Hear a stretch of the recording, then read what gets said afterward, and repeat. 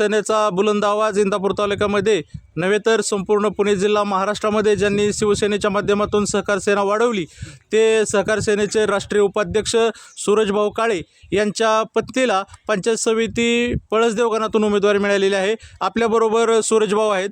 सूरजभाऊ, आज आपण पंचायत समिती पळसदेव गणामधून आपल्या पत्नीसाठी उमेदवारी घेतलेली आहे। आपण प्रचार करत आहात। आज पंचायत समिती गणामध्ये न्हावी या गावामध्ये आपला प्रचार दौरा चालू आहे। आपल्याला कसा प्रतिसाद मिळत आहे? न्हावीमधून चांगला प्रतिसाद मिळालेला आहे।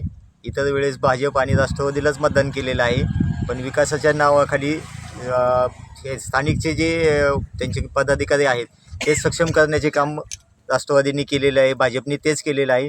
त्यामुळे यावेळेस शिवसेनेलाच मतदान आम्ही करू आणि एकनाथ शिंदे साहेबांनी जी लाडकी बहीण योजना जी आणली त्या योजनेचा आम्हाला प्रचारात चांगला प्रतिसाद मिळालेला आहे। महिलांचं एकनाथ भाऊंचा पहिल्यांदाच उमेदवार या ठिकाणी उभा आहे आणि ती बी लाडकी बहीण आमची उभा आहे।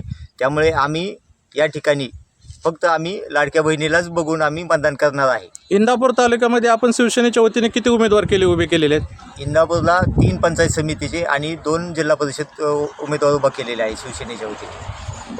किती उमेदवार निवडून येतील असं आपल्याला वाटतंय? आमचे सगळेच उमेदवार निवडून येतील अशी अपेक्षा आहे। धन्यवाद। आपण या ठिकाणी पळसदेव गणातील पंचायत समिती उमेदवार सौ वर्षाताई सूरज काळे यांच्या प्रचार सभेमध्ये प्रचार दौरा आयोजित केलेला होता। या दौऱ्यामध्ये त्यांनी वेळात वेळ काढून आपल्याला या ठिकाणी सूरजभाऊ यांनी मुलाखत दिलेली आहे। तरी पाहत राहा शिवशाही न्यूज इंदापूर।